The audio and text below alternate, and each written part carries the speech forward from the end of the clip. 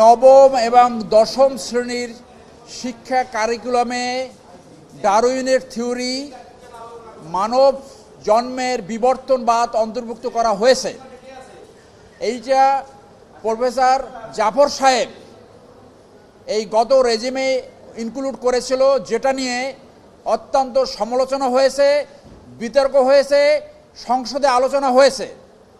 পৃথিবীর কোথাও ক্যামব্রিজের কারিকুলামে ও লেভেলসে এবং অনেক দেশে মাধ্যমিক লেভেলে এই বিবর্তনবাদ পড়ানো হয় না। বিবর্তনবাদ পড়ানো হলে কোমলমতি শিশুদের মনে এক ধরনের চাপ সৃষ্টি হয়।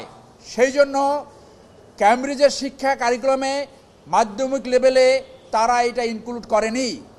আমরা সেই জন্য জনস্বার্থে adviser ministry of education, secretary ministry of education এবং chairman national curriculum of text board NCTB বরাবর একটা লিগ্যাল নোটিশ পাঠিয়েছি, যাতে আগামী শিক্ষাবর্ষ থেকে মাধ্যমিক লেভেলে এই বিবর্তনবাদ অন্তর্ভুক্ত করা না হয়।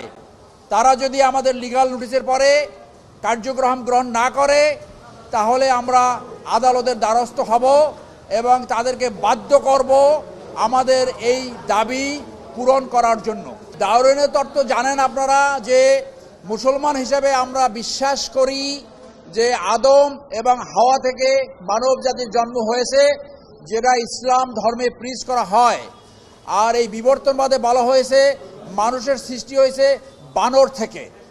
এইটা রিসার্চের জন্য, গবেষণার জন্য ইউনিভার্সিটি লেভেল উচ্চ পর্যায়ে পড়াতে পারে, কিন্তু মাধ্যমিক পর্যায়ে যেহেতু পৃথিবীর কোনো দেশে নাই, আমাদের দেশে এইটা থাকা কোনোভাবেই বাঞ্ছনীয় নয়, যেখানে 92% মুসলিম জনগোষ্ঠী। সেই জন্যই আমরা জনস্বার্থে এই লিগ্যাল নোটিশ প্রেরণ করেছি।